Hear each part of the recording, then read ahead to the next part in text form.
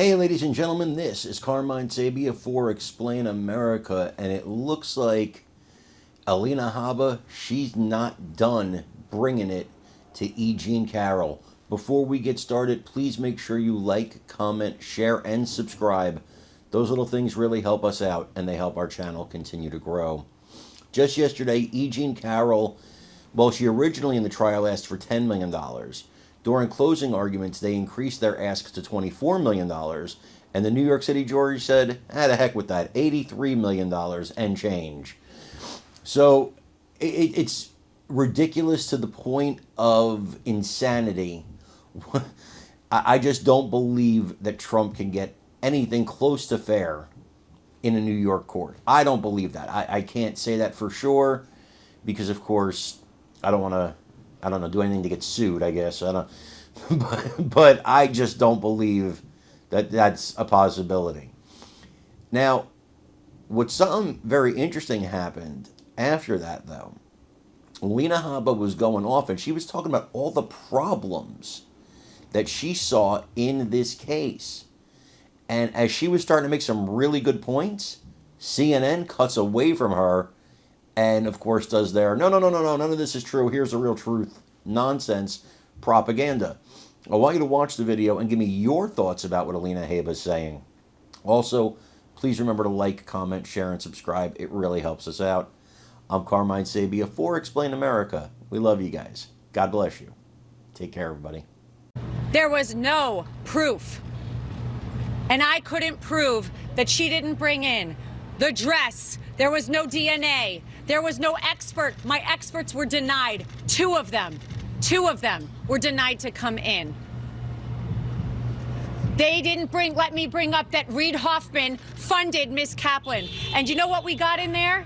That my witness, who was her friend, who said that she is a drug addict and the drug addict is herself. That friend, I found out in there, was paid for by Miss Kaplan's firm, and that is disgusting. That is a violation of everything I stand for, and that is why I stand with Trump.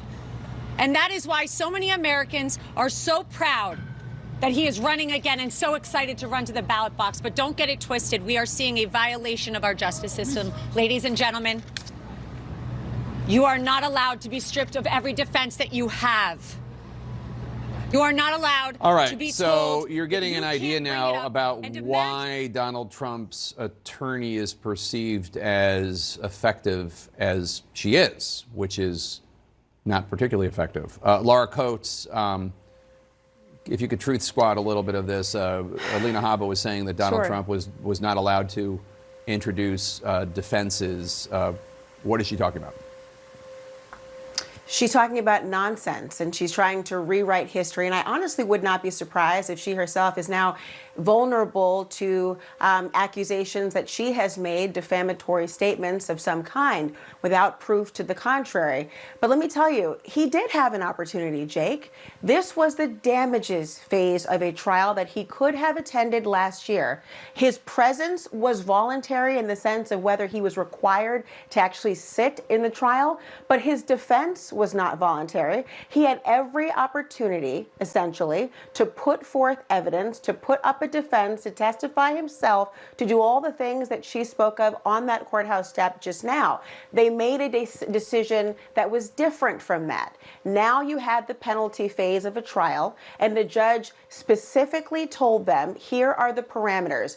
We're not relitigating this issue. A jury has already decided the issue that you could have participated fully in. And for that reason, you are limited in trying to have a second bite at the apple, even in the big apple. That was the clear directive from the judge. And so to suggest somehow that it is New York or the jury system or somehow something nefarious was going on that muzzled the defense in the way that they chose to actually defend the case is truly ludicrous. But you know, this is really par for the course in terms of why what you saw on the courthouse steps has been additive for a campaign, even if it is destructive inside of a courtroom. But make no mistake, America, the only role of this particular defense counsel during this phase of the trial was about the damages, not whether a sexual assault had occurred, not the decisions of whether there was discredited. Those were issues of fact, as we call them, meaning the fact finder, the jury, whose job it is to determine the credibility of witnesses before them, to assess the evidence, to follow the instructions of the judge. They made a determination. They would like a different conclusion, but that is not injustice defined. Thank you.